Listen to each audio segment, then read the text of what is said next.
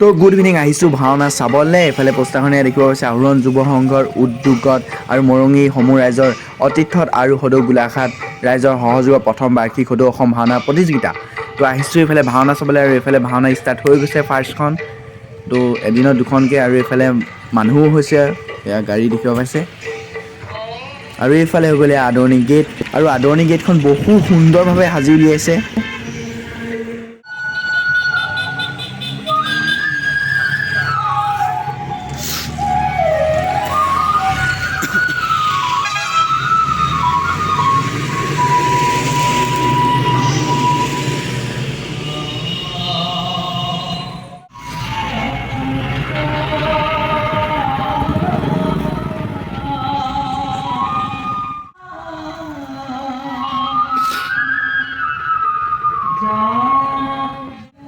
তো এইফালে বিষ্ণু প্ৰৱেশ আৰম্ভ হ'ব লৈছে, আৰু এইফালে বাটচৰাটো চক কি ধুনীয়াকৈ সাজি উলিয়াইছে।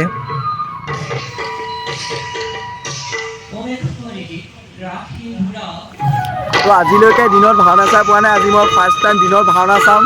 আৰু নিজৰে ঠাইত ভাওনা হৈছে, আৰু নাহিলে হ'ব নেকি চাবলৈ। তো আৰু এইফালে কাষত এইবোৰ দোকান বহিব পাইছে, এইবোৰ দোকান দেখিছে, আৰু এইফালে ভাওনা হৈ আছে, আৰু এইফালে এইবোৰ দোকান, আকৌ ইয়াৰ কাৰ্যালয় আছে, চিকিৎসা সেৱা প্ৰশাসনৰ বাবে ইয়াৰ কাৰ্যালয়। তো এইফালে ভাওনা চলি আছে, মানুহো হৈছে।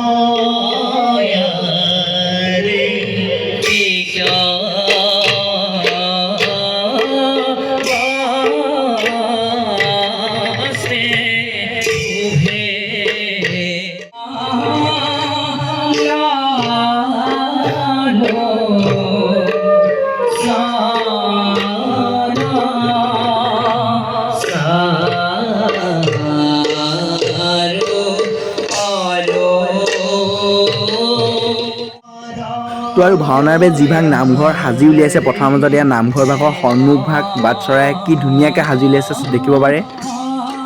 এইফালে ভাওনা চলি আছে, মানে বহুত সুন্দৰকৈ সাজি উলিয়াইছে। আৰু এইফালে মেকআপৰ ৰুম, প্ৰথম দল, ইয়াৰ দ্বিতীয় দলৰ বাবে এইটো ৰুম, আৰু ইয়াৰ প্ৰথম দলৰ মানুহ আছে। এইফালে ভাওনা চলিয়ে আছে।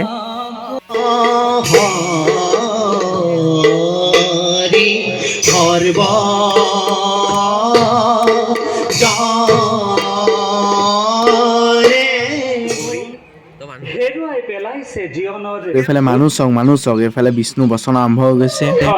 আনন্দ লাভৰ হেতু অকাৰ্যত লিপ্ত হৈ সংসাৰৰ প্ৰকৃত ধৰ্মৰ পৰা হৈছে বিচলিত।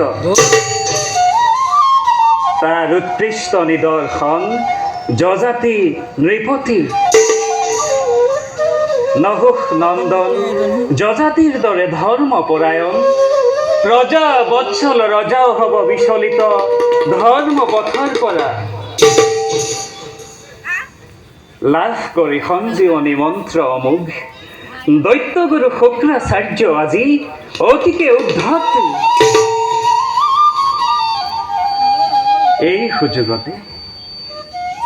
সুযোগতে আমিও যজাতিৰ দ্বাৰা দেখুৱাম জগতক সত্য ধৰ্ম মহিমা। জগত মিথ্যা, এই সৃষ্টি বৃথা, কৃষ্ণহে পৰম সত্য, স্বয়ং সম্পূৰ্ণ। কাৰণ আমি পৰম ব্ৰহ্ম। ঈশ্বৰ পৰম ব্ৰহ্ম সচ্চিদানন্দ বিগ্ৰহ অনাদি ৰুদিৰু গোবিন্দ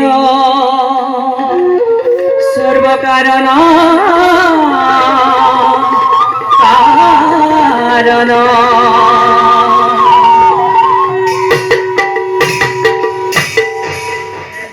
যাওঁ এবে সেই কৃষ্ণ সত্য প্ৰতিষ্ঠাৰ হেতু লীলামালাৰ কৰোগৈ সূচনা।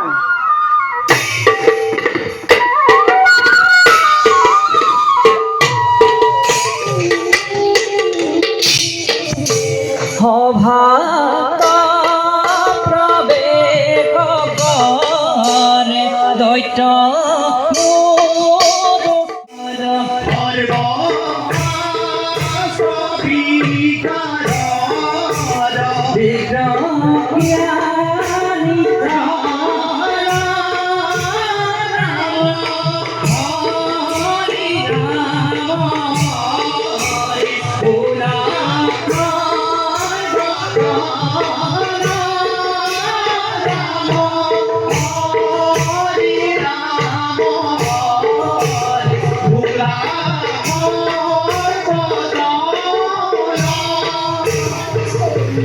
তো আজিলৈকে মই দিনত ভাওনা চাই পাইছিলোঁ। ফাৰ্ষ্ট টাইম মই দিনত ভাওনা চাইছোঁ।